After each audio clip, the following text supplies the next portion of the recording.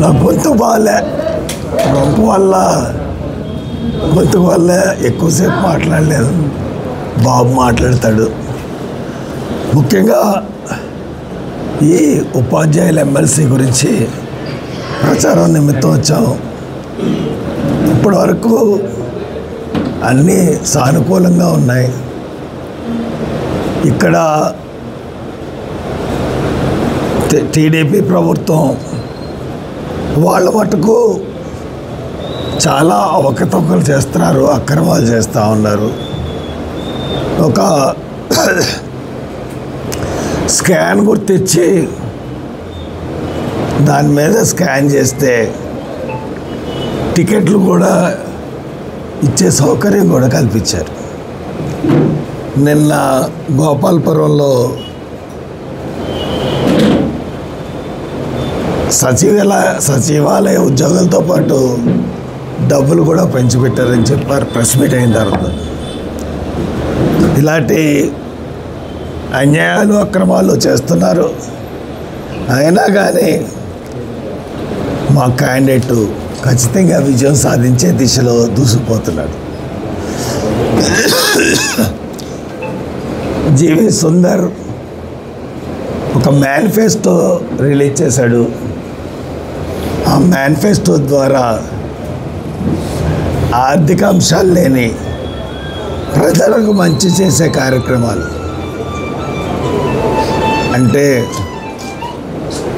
ఒక ఇప్పుడున్న employment ఎక్స్చేంజ్ని, skill డెవలప్మెంట్ని, ఎంఎల్సీని, multinational కంపెనీని, వీళ్ళందరినీ కూడా ఒక త్రాటి మీదకి తీసుకొచ్చి ఒక కొల్యూషన్ ఏర్పరిచి ఎంఎల్సీకి కావాల్సిన ఉద్యోగస్తుల్ని ఎంప్లాయ్మెంట్ త్రూ పంపించే ఏర్పాటు కూడా చేయాలని మేనిఫెస్టోలో పొందుపరిచాడు. అలాగే 5 నియోజకవర్గాల్లో కూడా జాబ్ మేళాలు, 5 పార్లమెంట్ నియోజకవర్గాల్లో కూడా ప్రతి సంవత్సరం జాబ్ మేళాలు నిర్వహిస్తూ అంటున్నాడు. ఎంటర్ప్రెన్యూర్షిప్కి ట్రైనింగ్ ప్రోగ్రాం నిర్వహించి ఎక్కువ మంది పారిశ్రామికవేత్తలని తయారు చేయాలని అనుకుంటున్నాను. ఇకపోతే కూటమి ప్రభుత్వం అన్ని విషయాల్లో కూడా కంప్లీట్గా ఫెయిల్ అయింది. మీకు తెలియని విషయం కాదు. ఒక నిరుద్యోగ వృత్తి ఇస్తా అన్నారు, ఈ రోజుకి ఇవ్వలేదు. కొత్త డిఎస్సి గురించి ఫస్ట్ సంతకం అన్నారు, సంతకం అయితే పెట్టారు కానీ ఈ రోజుకి నోటిఫికేషన్ విడుదల చేయలేదు. అలాగా ఏ రంగంలో చూసుకున్నా రైతులకి రైతు భరోసా ఇవ్వలేదు. అలాగే అమ్మఒడి తీసేసి తల్లికి వందనం పెట్టారు, అది కూడా తీసేశారు. స్కాలర్షిప్లు కూడా సరిగ్గా ఇవ్వట్లేదు.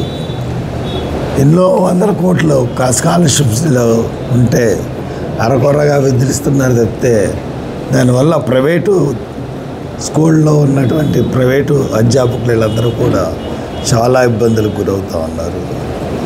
కంప్లీట్గా ఆ రోజు కూటమి ప్రభుత్వాన్ని అడిగారు, ఏమండి ఇన్ని స్కీమ్స్ అనౌన్స్ చేస్తున్నారు, ఉచిత బస్సు అంటున్నారు, సిలిండర్లు అంటున్నారు, మీరు మళ్ళీ 1500 నెలకి ఆడపడుచులకి ఇస్తానంటున్నారు, ఎన్నిటికీ మీ దగ్గర డబ్బులు ఎక్కడి అంటే అన్నీ ఆలోచించుకునే మేము చేయగడ్డలోకి మేము ముందుకు వచ్చాం, అన్నిటి మీద మాకు అవగాహన ఉందని చెప్పిన పెద్ద మనుషులు ఈరోజున రాష్ట్ర ఆర్థిక పరిస్థితి గురించి మాట్లాడుతున్నారు.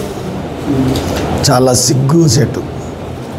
మీరు చేతకపోతే దిగిపోండి. మీ మీద ప్రజలు చాలా ఆగ్రహంతో ఉన్నారు.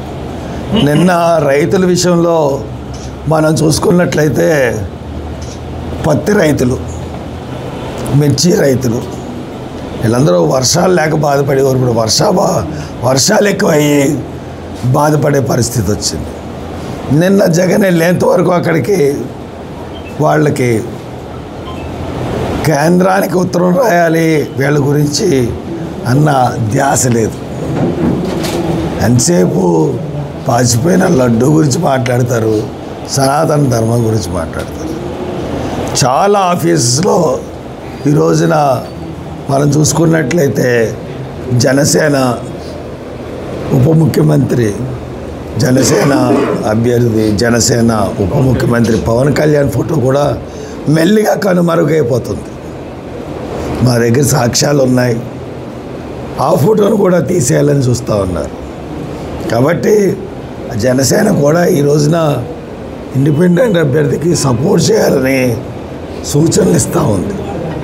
కాబట్టి ఇటువంటి పరిస్థితుల్లో మీరు తప్పకుండా పట్టభద్రులందరూ విజ్ఞతతో ఆలోచించి ఎవరైతే బాగుంటుంది, ఎవరైతే గొంతెత్తి మాట్లాడగలరు కౌన్సిల్లో, ఎవరైతే ప్రజా సమస్యల మీద గొంతెత్తి కౌన్సిల్లో ప్రభుత్వాన్ని నిలదీయగలరు అన్నది ఆలోచించండి. ఖచ్చితంగా జీవై సుందర్ని కౌన్సిల్కి పంపమని కోరుతూ సెలవు తీసుకుంటున్నాను.